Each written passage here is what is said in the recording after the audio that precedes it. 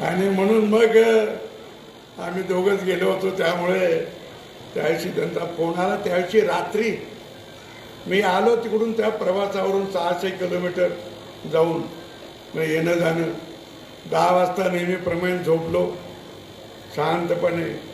माझ्या फोनवर अनेक फोन आले असते पण मी घेतले नाही. 2:30 वाजता रामवाणा आणि मंदार मला उठवायला आले. त्याने बेल वाजवली असेल. आमचा प्रमोद उठला, त्याची मंडळी उठली आणि मग मलाही उठवलं. म्हणजे इतक्या रात्री त्याच वेळाला मला उठवतात की कुठंतरी गडबड आहे, काहीतरी झालं असं म्हणून. हे दोघं समोर तर ते मग म्हणणार म्हणे तुमची राज्यपालपदी नियुक्ती झाली राजस्थानच्या. मी आपलं शांत बसलो, बाकी काय करायचं. तर ठीक आहे म्हणलं बघू.